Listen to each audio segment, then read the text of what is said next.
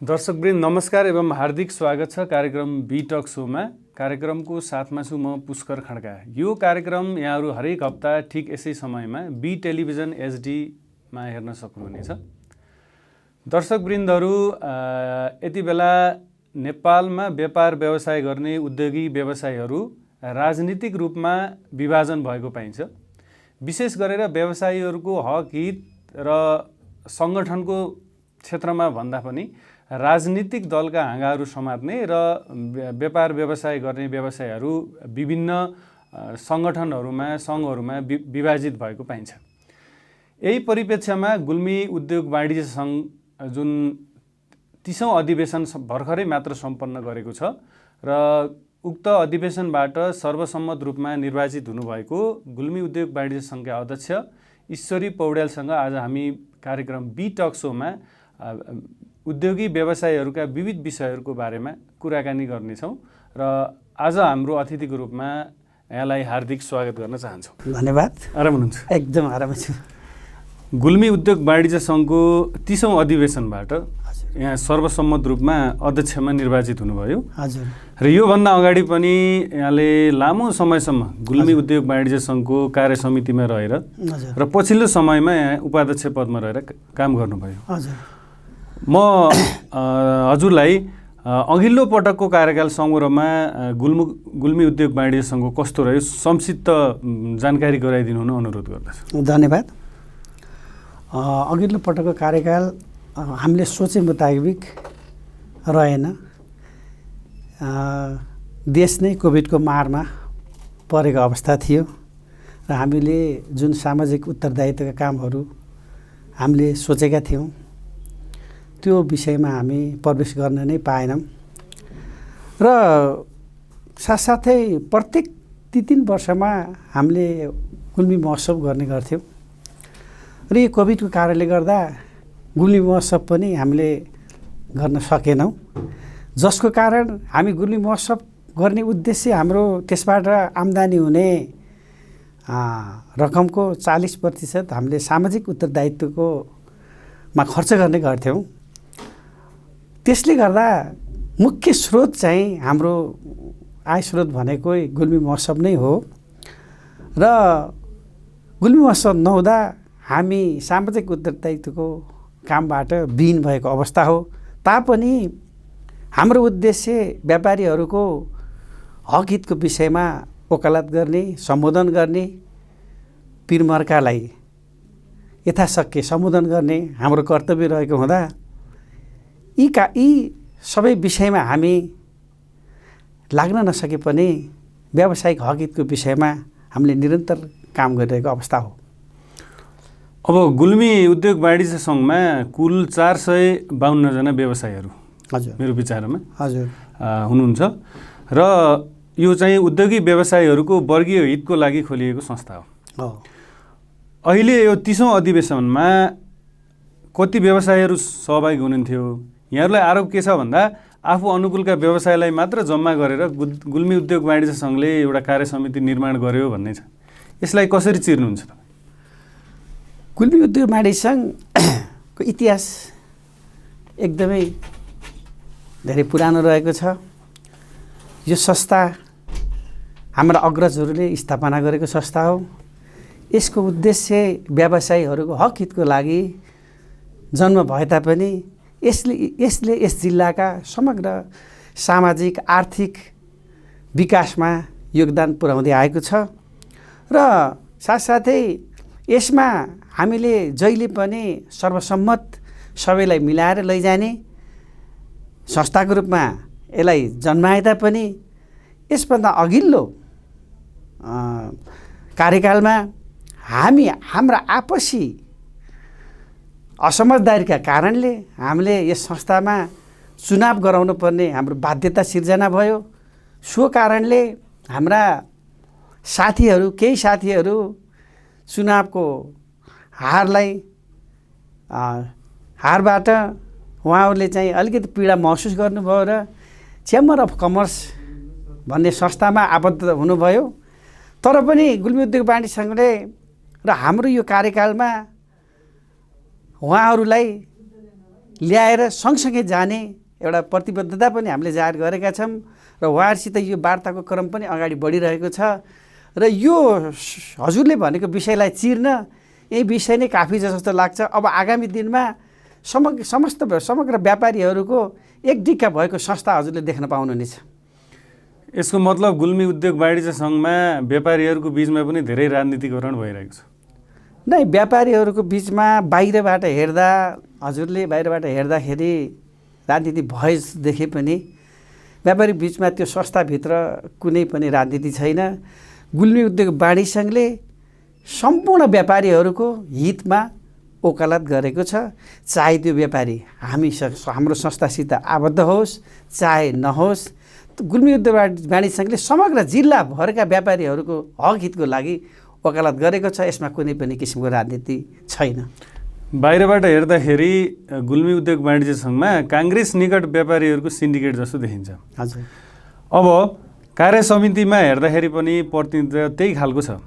अनि तपाईँले कि चाहिँ चेम्बर अफ कमर्स गुल्मी उद्योग सङ्घ गठन किन गरियो त्यतातिर गुल्मी उद्योग वाणिज्य सङ्घले सोध्नु पर्यो, होइन भने अन्य सङ्घ संस्थाहरू निर्माणको क्रमलाई तपाईँहरूले यसलाई समेटेर लैजान सक्नु पर्थ्यो नि त।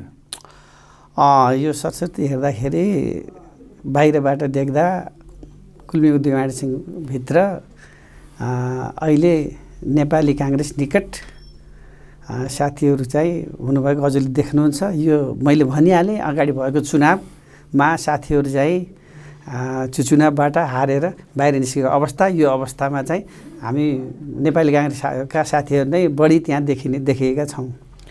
तर यो संस्था भन्ने कुरा सबै कुरा व्यावसायिक हितका लागि खुल्ने हुन्। हजुरले भने जस्तो हामी उद्योग वाणिज्य सङ्घले किन सबैलाई एक भएर उद्योग वाणिज्य सङ्घभित्र किन समेट्न सकेनौँ भन्ने हजुरको प्रश्नको मैले उत्तर दिँदाखेरि हामी गुल्मी जिल्ला मात्रै होइन, हजुरले हाम्रो छिमेकी जिल्लाहरूलाई हेर्न सक्नुहुन्छ। छिमेकी जिल्लामा पनि पाल्पामा जानुभयो भने चेम्बर अफ कमर्स छ, अनि तपाईँको चाहिँ उद्योग सङ्घ छ। त्यस्तै गरी छिमेकी जिल्ला अर्घाखाँची जिल्लामा जानुभयो भने पनि त्यहाँ पनि उद्योग सङ्घ, चेम्बर अफ कमर्स, गुल्मी उद्योग वाणिज्य सङ्घ छ। यी सबै हाम्रो सोचमा अलिकति फरक लिनुपर्छ जस्तो मलाई लाग्छ। किनभने सबै संस्था व्यापारीका हक हितका लागि खुलेका संस्था हुन्। यिनी संस्था हुँदैमा केही त्यस्तो बिग्रिने अवस्था केही जस्तो लाग्दैन र यो देशभरै नै सबै ठाउँमा यो संस्थाहरू चाहिँ छन्। यस्ता संस्थाहरूले व्यापारीका समस्या पीरहरूलाई बुलन्द गर्छन् वा व्यापारीहरूको नेता बन्नका लागि मात्र खोलिएको जस्तो लाग्छ? वास्तविकता चाहिँ यो हजुरले भनेको प्रश्न एकदमै जटिल प्रश्न जस्तो मलाई लाग्छ। किन भन्दा हामी यथार्थमा चाहिँ गुल्मी उद्योग वाणिज्य सङ्घको मैले हजुरलाई नि इतिहास नै भनिसकेँ। 2030 सालमा यसको जन्म भएको हो। त्यति बेलाको अवस्था पञ्चायतकालमा अति गम्भीर अवस्था थियो। व्यापारीहरूको चाहिँ समस्याको निकाल्नको लागि समस्याको लिएर चाहिँ प्रशासनसित जान सक्ने अवस्था चाहिँ थिएन। त्यो अवस्थामा हाम्रा अग्रजहरूले यो संस्थाको स्थापना गर्नुभएको हो। यो संस्था त्यति बेलादेखि नै निरन्तर व्यापारीहरूको हक हितमा लागिरहेको छ र पछिल्लो पिरियड आएर केही व्यक्तिहरूमा आफ्नो मनमुटाव अथवा राजनीतिक कुराले केही कुरा छोएर संस्थाको केही व्यक्तिले लिडिङ गरेर यस्तो हुन गए तापनि यो यथार्थमा चाहिँ सबै संस्थाहरू व्यापारीको हक हितको लागि नै जन्मेका हुन्। यसमा दुई मत छैन जस्तो मलाई लाग्छ। अब व्यापारीहरूको गुनासो के छ भने गुल्मी उद्योग वाणिज्य सङ्घ लगायत अन्य जुन व्यापारीहरूको हक हितको लागि भनेर खोलिएका संस्थाहरू छन्, उनीहरूले चुनाव आउँदाखेरि व्यापारीहरूलाई हात जोड्ने र चुनावपछि मुखै नदेखाउने र उनीहरूको चाहिँ गुनासो पिर मर्कालाई सम्बोधन नगर्ने भन्ने छ। गुल्मी उद्योग वाणिज्य सङ्घमा पनि यो समस्या रहेको हामीले बुझ्छौँ। अब तपाईँको कार्यकालमा यस्ता समस्याहरू आउन नदिनको लागि के योजनाहरू राख्नु भएको छ? नै हामी गुल्मी उद्योग वाणिज्य सङ्घले चुनावको बेलामा भोट माग्न जाने र चुनावपछि चाहिँ मुखै नदेखाउने त्यस्तो अवस्था रहेको छैन। हामीहरू व्यापारीहरूका समस्याहरू सम्बोधन गर्ने क्रममा सम्बन्धित निकायमा गएर हामीले चाहिँ काम गरेका छौँ। त्यसको चाहिँ पब्लिसिटी हामीले कति गर्न सक्यौँ कति गर्न सकेनौँ त्यो आफैमा पनि कमजोरी होला, हाम्रो कमजोरी होला। तर हामी एकदमै व्यवसायीहरूको हक हितको लागि नै अगाडि बढेका छौँ। सर्वप्रथम हामीले प्रमुख विषय नै हाम्रो चाहिँ व्यवसायीहरूको हक हितलाई नै मध्यनजर राखेर काम गरेका छौँ। अब विगत 3 वर्षदेखि हजुर कोभिडको कारणले समग्र देशको अर्थतन्त्र लगायत व्यावसायिक व्यक्तिहरूका उद्योग धन्दा व्यापार व्यवसायहरू अत्यन्तै धराशायी अवस्थामा पुगेका छन्। लगभग अर्थतन्त्र एउटा कोमामा पुगेको अवस्था छ। अब गुल्मी उद्योग वाणिज्य सङ्घले यो बिचमा जुन कोरोनाको महामारीको बिचमा व्यवसायीहरूलाई राहत पुर्याउने खालका कार्यक्रमहरू अनि समन्वय सरकारी निकायहरूसँग पहल गर्ने समन्वय गर्ने के कस्ता कार्यक्रमहरू सञ्चालन गर्यो? विशेष गरेर चाहिँ अब यो चाहिँ देशमा जुन संहिता लागू भइसकेपछि सबै स्थानीय तहमा सम्पूर्ण अधिकारहरू गइसकेपछि विशेष गरेर जिल्ला सदरमुकामहरू देशका सबै जिल्ला सदरमुकामको व्यापार व्यवसाय ठप्प भएको अवस्था हो। सबै कुरा जनताले सेवा सुविधाहरू स्थानीय तहबाट नै पाउने अवस्था रहेको छ अहिले। यसले गर्दा हाम्रो गुल्मी जिल्ला पनि यो विषयमा अछुतो रहेको छैन र विशेष गरेर हामीले सबभन्दा महत्त्वपूर्ण विषय केलाई मान्नुपर्छ भन्दा मलाई लाग्छ भने पपुलेसन इज मस्ट इम्पोर्टेन्ट। किन भन्दा जनसङ्ख्या भनेको बहुत महत्त्वपूर्ण कुरो हो। हामीले व्यापार व्यवसायलाई एकचोटि हेर्ने हो भने तपाईँ चाहिँ बुटोलमा जानुहोस्, त्यहाँ पपुलेसन छ, सबै व्यवसायहरू राम्रोसित चलेका छन्। काठमाडौँ जानुहोस्, त्यहाँ जनसङ्ख्या छ, त्यहाँको चाहिँ जनसङ्ख्याले गर्दा व्यापार व्यवसायहरू एकदमै राम्रोसित चलेका छन्। त्यस्तै तपाईँ दिल्लीको उदाहरण लिन्छ, त्यहाँ अझै बढी चलेका छन्। र हामीलाई सबभन्दा हाम्रो नगरपालिकाभित्र 30,000 को जनसङ्ख्या सेरोफेरोमा छ। यो 30,000 जनसङ्ख्याले व्यापार व्यवसायलाई धान्न मुस्किल छ। यसको लागि उद्योग वाणिज्य सङ्घ निरन्तर विभिन्न विषयमा आफ्नो पहल गर्दै आएको अवस्था छ। उद्योग वाणिज्य सङ्घले विशेष गरेर यस जिल्लामा शिक्षा, स्वास्थ्य, कृषि र पर्यटनको क्षेत्रमा र यातायात पर्यटनको क्षेत्रमा हामीले चाहिँ सकेसम्म चाहिँ यसको क्षेत्रमा लगानी गर्न राज्यलाई यसलाई चाहिँ हामीले चाहिँ प्रेस गरिरहेको अवस्था हो। र जतिसक्दो पर्यटनको क्षेत्रमा हामीले विकास गर्न सक्यौँ भने स्थानीय पर्यटकहरू भित्रियो भने गुल्मी जिल्लाको र समग्र रेसुङ्गा नगरपालिका पनि व्यवसायमा चाहिँ एउटा चाहिँ परिवर्तन आउँछ। र हामीले यसले गर्दाखेरि रुरु रेसुङ्गा र यस जिल्लामा रहेका विचित्र गुफा अनि धार्मिक धरोहर पर्यटक स्थलहरूलाई प्रसार गर्न सक्यो भने स्थानीय पर्यटकहरू आयो भने हाम्रो व्यापार व्यवसाय पनि प्रवर्धन हुने कुरा छ भने त्यस्तै यातायातको क्षेत्र पनि हामीले बारम्बार उठाउँदै गरेको कुरो हो। यो हामीलाई पाल्पादेखि बुटोलदेखि पाल्पाको बाटो अत्यन्त रिक्स र अत्यन्त साँघुरो, धेरै समय लाग्ने त्यो बाटोको विषयभन्दा हामीलाई सालजनी पटेटी तम्घास बाटो छोटो छरितो र अत्यन्त रिक्स कम भएको बाटो, यो बाटोलाई छिटो छरितो चाहिँ हामीले चाहिँ यसलाई सम्पन्न गर्न सक्यौँ भने यसमा स्थानीय पर्यटकहरू र विशेष गरेर चाहिँ इन्डियासम्मका मान्छे पनि रेसुङ्गालाई हामीले रेसुङ्गामा भित्राउन सक्ने अवस्था छ। यो विषयमा पनि उद्योग वाणिज्य सङ्घले आफ्नो पहल गरिरहेको अवस्था छ, सम्बन्धित निकायलाई घचघचाइरहेको अवस्था छ। र स्वास्थ्य क्षेत्रको पनि विषय यस्तै जटिल छ। हामीले सकेसम्म स्वास्थ्य क्षेत्रमा पनि छिटोभन्दा छिटो स्वास्थ्य यो हस्पिटल बनाउन सक्यौँ। 50 शैय्याको हस्पिटललाई छिटोभन्दा छिटो तयार गर्न सक्यौँ भने यहाँ चाहिँ अनुभवी डक्टरहरूबाट, वरिष्ठ डक्टरहरूबाट यसको उपचार गर्ने व्यवस्था मिलायो भने पाल्पा जानबाट चाहिँ बुटोल जान सक्ने बिरामीहरूलाई हामीले यहाँ रोक्न सक्यौँ भने उहाँहरूको उपचार पनि छिटो छरितो सस्तोमा हुने अनि चाहिँ यसले चाहिँ व्यवसायलाई पनि चाहिँ प्रवर्धन गर्ने। यहाँ मान्छे रोकियो भने नै हाम्रो व्यवसाय हुन्छ। त्यस कारण चाहिँ यो विषय पनि चाहिँ हामीले चाहिँ यसमा पनि पहल गरेको अवस्था छ भने साथै हामीले कृषिमा हाम्रो उद्योगको अवस्था हेर्ने हो भने एकदमै ठुला खाले उद्योग मझौला खाले उद्योगहरू गर्न सम्भावना कम छ हाम्रोमा। उद्योगको लागि चाहिँ उद्योग उत्पादन गर्ने अनि उद्योगलाई फेरि बिक्री गर्ने मार्केट मैले अहिले भनिसकेँ पपुलेसन नै एउटा महत्त्वपूर्ण कुरो हो। यो जुन उत्पादित वस्तुलाई हामीले बिक्री वितरण गर्नलाई मार्केट फेरि पुर्याउनु पर्छ। र मेटेरियल यहाँ ल्याएर यहाँबाट उत्पादन गरेर फेरि चाहिँ मार्केट खोज्नलाई गाह्रो छ। त्यसकारण चाहिँ उद्योग वाणिज्यको धारणा के भने कृषिमा आधारित उद्योगहरूलाई प्रमोसन गर्नुपर्छ। जस्तै डेरी उद्योग भयो, अन्य कृषिका आधारित घरेलु उद्योगहरू, यी उद्योगहरूलाई पनि प्रमोसन गर्न सक्यो भने गुल्मी जिल्लाको समग्र विकास हुनेमा कुनै दुविधा छैन। अब यी हजुरले भनेका कार्यक्रमहरू सञ्चालन गर्नको लागि पक्कै पनि स्थानीय तहहरूको अत्यन्तै ठुलो भूमिका छ। हजुर, तपाईहरूले अघि सारेका कार्यक्रमहरूलाई पुरा गर्नको लागि स्थानीय तहहरूबाट यहाँहरूलाई कतिको सपोर्ट पाइराख्नु भएको छ? नै हामीले स्थानीय तहसँग चाहिँ यस विषयमा पनि हामीले चाहिँ कुरा गरिरहेका छौँ। उहाँहरूले पनि आवश्यक पर्दा विभिन्न विषयमा अगाडिका चरणमा पनि हामी चाहिँ परदेशमा डेलिगेसन जाने कुराहरू पनि भइराखेका छन्। उहाँबाट हामीले सपोर्ट पाएकै छौँ र उहाँहरूले पनि आफ्नो तर्फबाट पहल गर्नुभएको छ र हामीले पनि उहाँहरूबाट चाहिँ उहाँहरूलाई सँगसँगै लिएर पनि हामी चाहिँ परदेशमा जाने, डेलिगेसन जाने, मुख्यमन्त्री कार्यालयमा डेलिगेसन जाने कामहरू चाहिँ भइरहेका छन्। अब तम्घासको व्यापार व्यवसाय खस्किँदै जानुमा एउटा पपुलेसन जनसङ्ख्याको कारण मुख्य हो भनेर यहाँले भन्नुभयो।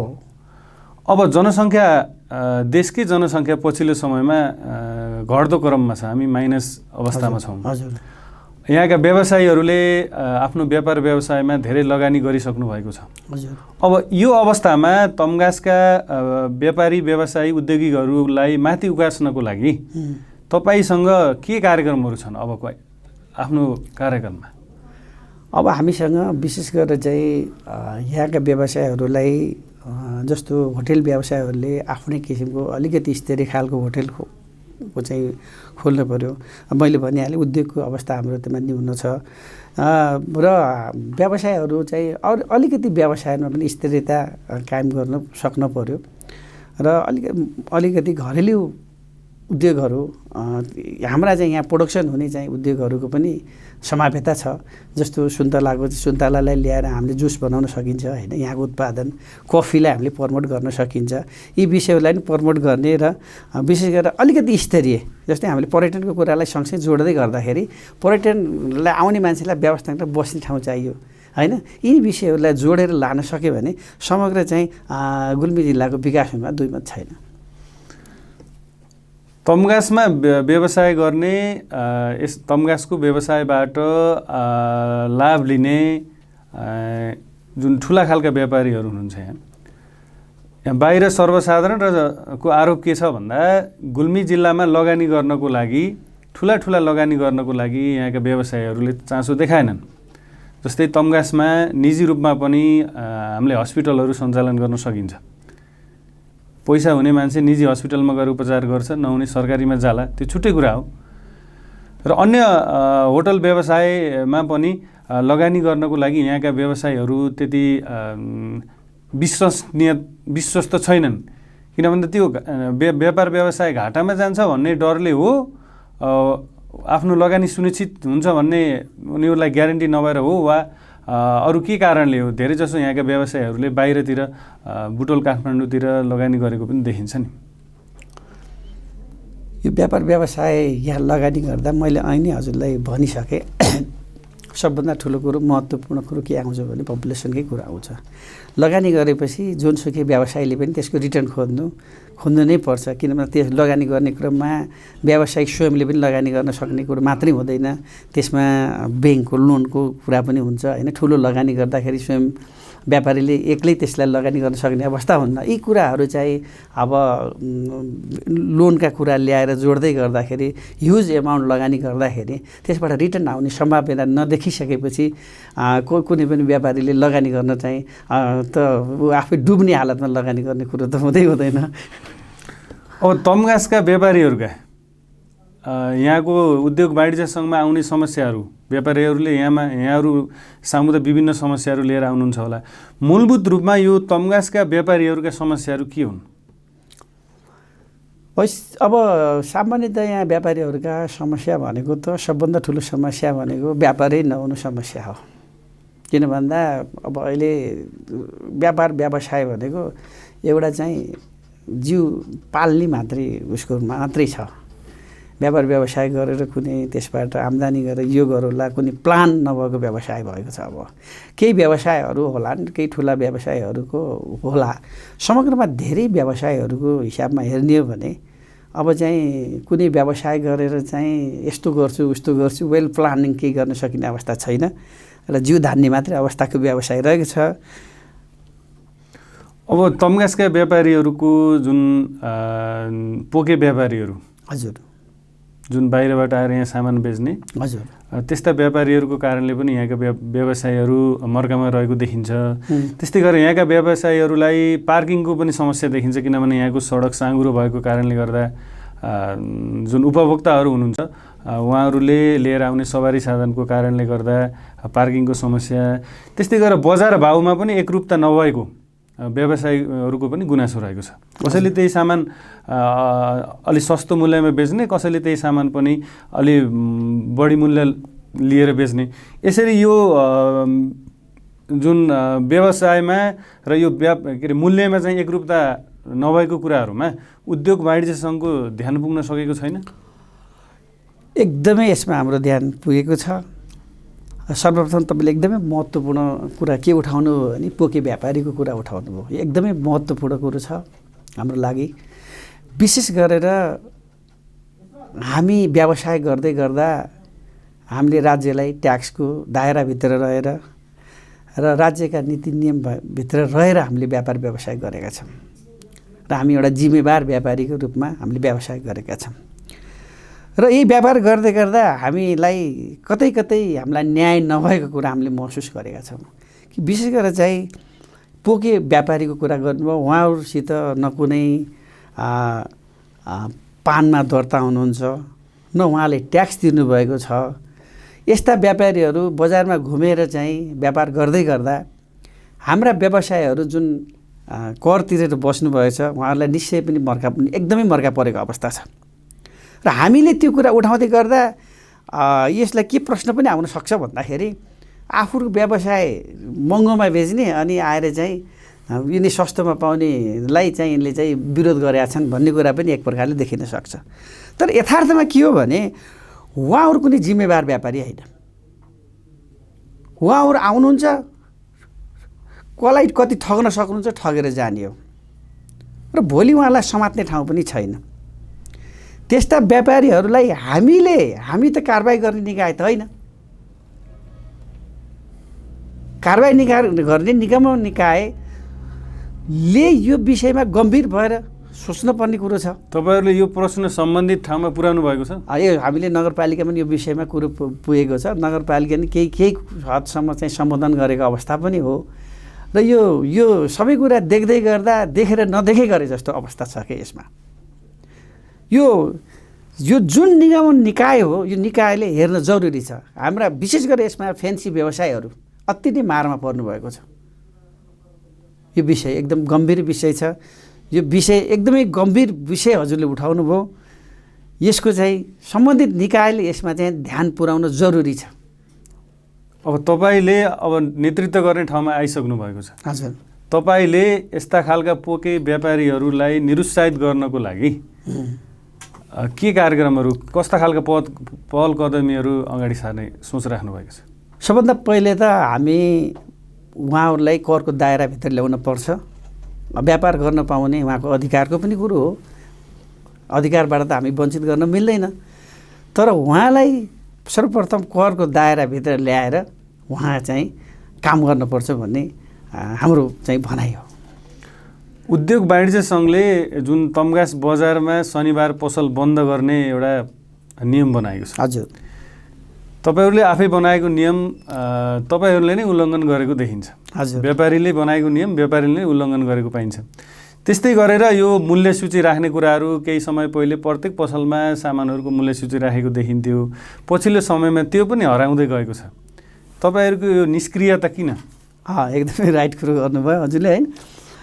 सबभन्दा पहिला त हजुरले शनिबार बन्दको कुरोलाई लिनुभयो। शनिबार बन्द वास्तवमा हामी शनिबार बन्द किन गर्न पर्यो भन्ने कुरालाई जोड्दाखेरि हामीले यो शनिबारलाई रेस्टको रूपमा लिनुपर्छ व्यवसायीहरूले। किन भन्दाखेरि हप्तामा एक दिन रेस्ट लिने हिसाबले चाहिँ यसलाई बन्द गरेको। हामीले फोर्सली कसैलाई पनि बन्द गर भन्न हामीले मिल्दैन।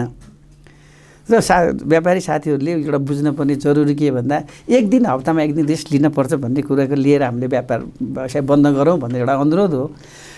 र यसमा अहिले चाहिँ जुन अब यसभन्दा अघिल्लो कार्यकालमा हामीसित चेम्बर र हाम्रा साथीहरू बिच केही आपसी यो कसैलाई दोष दिन पर्ने कुरो होइन। हामी त्यसमा म आफै कमजोरीको भागीदार पनि छु। म पनि जिम्मेवार व्यक्ति हो। मैले पनि यो समस्याको निकास निकाल्नु पर्थ्यो। सर्वप्रथम अरूलाई दोष दिन भन्दा आफैले पहिला त्यो सुधार गर्नु पनि जरुरी छ। त्यसको विषयमा म आफै पनि कमजोरी आफूलाई ठान्छु। र उहाँहरूसित जुन चाहिँ हाम्रो चाहिँ अघिल्लो उसमा चाहिँ एउटा चाहिँ हामीसित अलिकति फ्र्याक्सनको अवस्था भयो। त्यसपछि विशेष गरेर बजार चाहिँ बन्द नभएको अवस्था हो। अब हामी आगामी दिनमा उहाँहरूसित सहकार्य गरेर जाने र उहाँहरूलाई सँगसँगै लिएर हिँड्ने हाम्रो चाहिँ प्रयास सुरु भइसकेको अवस्था छ। जहाँसम्म हजुरले अब एक दुई हप्ता पछि नै बजार बन्द भएको अवस्था देख्नुहुनेछ भन्नाले अहिले हजुरले भनेअनुसार एउटा अनौठो कुरो के देखियो भन्दा एउटा पक्षले खोल्ने अर्को पक्षले बजार बन्द गर्ने, यसमा पनि एकरूपता ल्याउन सक्नुभएको छैन।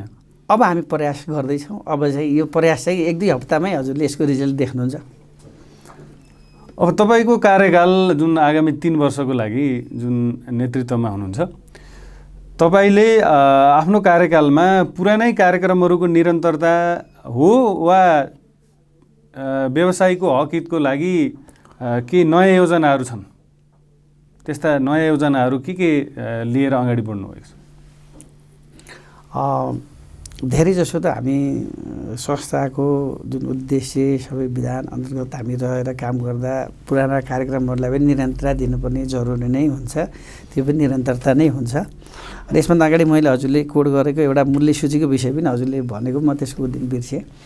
मूल्य सूचीको विषयमा पनि हामीले चाहिँ 15 दिनमा उद्योग वाणिज्य सङ्घले मूल्य सूची एउटा चाहिँ हाम्रो त्यहाँ समिति छ, मूल्य दर्ता समिति भनेर हामीले बनाएका छौँ। त्यो चाहिँ समितिले चाहिँ मूल्यको सूची चाहिँ प्रत्येक 15 दिनमा चाहिँ प्रत्येक व्यापारी कहाँ लगेर चाहिँ मूल्य सूची दिने गरेको अवस्था छ। साथसाथै त्यसलाई जसको जानकारी जिल्ला प्रशासन कार्यालयमा पनि दिन्छ 15 दिनमा।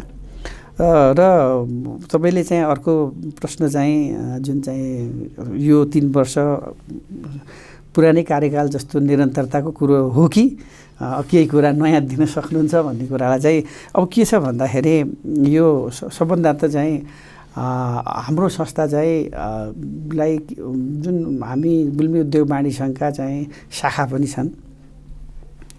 शाखाहरू पनि अलिकति निष्क्रिय भएको अवस्था छ। र यो अवस्थामा हामीले शाखाहरूलाई सक्रिय बनाउने प्रयास गर्नेछौँ र बढीभन्दा बढी हाम्रा चाहिँ व्यापारी साथीहरूलाई संस्थामा आबद्ध गराउने एउटा प्रयास रहनेछ। र व्यापारी साथीहरूका चाहिँ हक हितका लागि चाहिँ यसमा चाहिँ जुन पुरानो उसमा चाहिँ लड्ने हाम्रो त्यो प्रतिबद्धता नै रहनेछ। र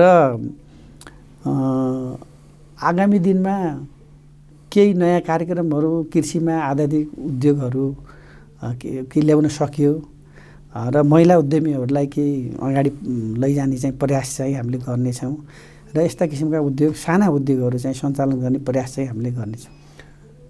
यो कोभिडको महामारीको बिचमा गुल्मी उद्योग वाणिज्य सङ्घले एउटा महत्त्वपूर्ण काम गरेको थियो, जुन चाहिँ अक्सिजन प्लान्टको लागि यहाँहरूले धेरै व्यापारी व्यवसायीहरू केही देशभन्दा बाहिर रहेका व्यक्तित्वहरूसँग पनि रकमको जोहो गरेर अक्सिजन प्लान्टको लागि एउटा घर निर्माण गर्नुभयो। त्यस्तै यो विगतको कार्यकालमा अघिल्लो कार्य समितिले गरेका सामाजिक उत्तरदायित्व अन्तर्गतका केही महत्त्वपूर्ण कार्यक्रमहरू छन् भने? एकदमै महत्त्वपूर्ण कुरा हजुरले उठाउनु भएको छ। गुल्मी उद्योग वाणिज्य सङ्घको जन्म एउटा चाहिँ व्यावसायिक हकहितको विषयलाई लिएर भए तापनि हाम्रा अग्रजहरूले गुल्मी जिल्लाको समग्र सामाजिक आर्थिक विकासमा यस संस्थाले योगदान पुर्याउँदै आएको छ। विशेष गरेर गुल्मी उद्योग वाणिज्य सङ्घले यो सङ्कटकालको अवस्थामा पनि यो माओवादी द्वन्द्वकालको अवस्थामा एकदमै कठिन पिरियडमा यो रेसुङ्गा नगरपालिकाभित्रको कालोपत्री गर्ने कार्य उद्योग वाणिज्य सङ्घकै पहलमा यो भएको हो।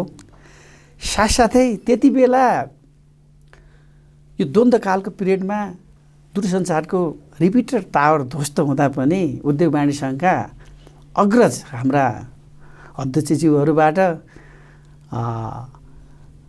यसलाई पुनः सञ्चालनमा ल्याउने कार्य भएको थियो।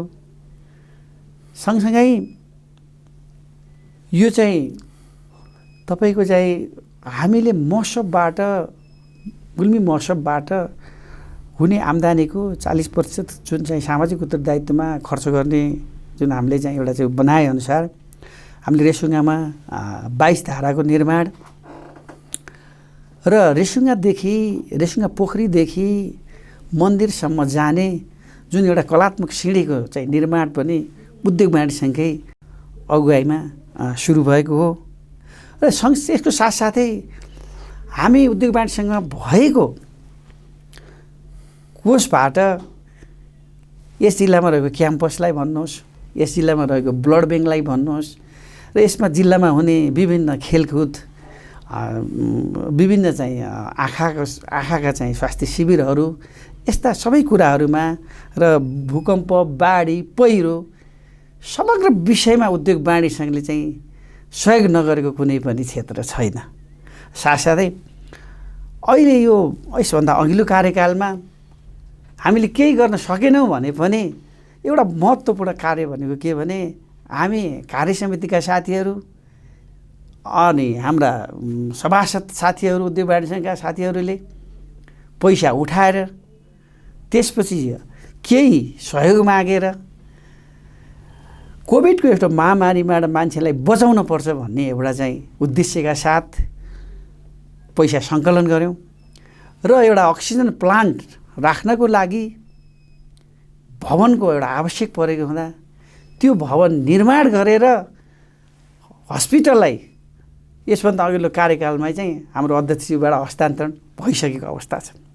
यसले गर्दा हामी उद्योग वाणिज्य सङ्घले हामीसित केही पनि नहुँदा पनि हामीले चाहिँ ठुलो एउटा चाहिँ कार्य गरेका छौँ जुन चाहिँ एउटा जुन कार्यको एउटा मूल्य नै छैन। त्यसकारण सामाजिक क्षेत्रमा हाम्रो सहभागिता विगतमा थियो र आगामी दिनमा पनि यसलाई निरन्तरता दिने नै छौँ। अहिले गुल्मी उद्योग वाणिज्य सङ्घको सञ्चित पुँजी यहाँहरूसँग के कति रहेको छ?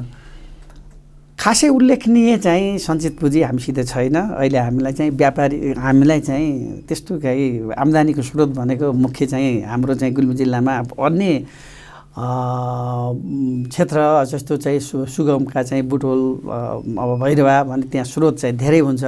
अब हाम्रो चाहिँ के कस्तो भन्दा निश्चित स्रोत अब आम्दानी हुने स्रोत केही पनि छैन। त्यसकारण चाहिँ साथै त्यो बताउने खालकै पुँजी चाहिँ हाम्रो चाहिँ देखिँदैन। सामान्य चाहिँ त्यो तलब दिनको लागि चाहिँ घरबालबाट हामीले कर्मचारी व्यवस्थापन गरेका छौँ। त्यस्तो उल्लेखनीय पुँजी चाहिँ छैन हामीसित त्यस्तो। अब हामी कार्यक्रमको लगभग अन्त्यतिर आइसकेका छौँ र यहाँको बाँकी रहेको कार्यकाल अत्यन्तै सुखद बनोस् र अन्त्यमा आफ्ना केही भनाइहरू राख्न छ भने कृपया राखिदिनु होला। धन्यवाद। यहाँलाई पनि धन्यवाद मलाई एउटा स्टुडियोमा बोलाएर एउटा चाहिँ आफ्ना मनका कुराहरू राख्ने जुन एउटा अवसर दिनुभयो त्यसको यहाँलाई पनि म धेरै धेरै धन्यवाद दिन चाहन्छु। साथै सम्पूर्ण यो बी टेलिभिजन हेर्ने हाम्रा दर्शकहरूलाई पनि मेरो तर्फबाट नमस्कार टक्राउन चाहन्छु र म उद्योग व्यवसायको तर्फबाट सर्वसम्मत रूपमा यहाँहरूको चाहिँ सेवाको लागि 3 वर्ष चाहिँ यहाँको सेवा गर्न आएको छु। यहाँका समस्याहरू केही परेमा सिधै मसित सम्पर्क गरेर पनि यहाँहरूले यहाँको समस्यालाई समाधान गर्न म पहल गर्नेछु भन्दै यहाँहरूलाई पुनः नमस्कार गर्दै बिदा हुन्छु। हस्, धन्यवाद। दर्शकवृन्द, आजको अतिथि गुल्मी उद्योग वाणिज्य सङ्घको अध्यक्ष ईश्वरी पौड्यालसँग गरिएको कुराकानी यहाँलाई कस्तो लाग्यो? सुझाव सल्लाह र प्रतिक्रियाको लागि बी टेलिभिजन एचडीमा दिनुहोला र अर्को हप्ता फरक विषयमा कुराकानी गर्नको लागि फरक अतिथिको साथ हामी उपस्थित हुनेछौँ। त्यति दिनसम्मको लागि बिदा चाहन्छु। हस्त, नमस्कार।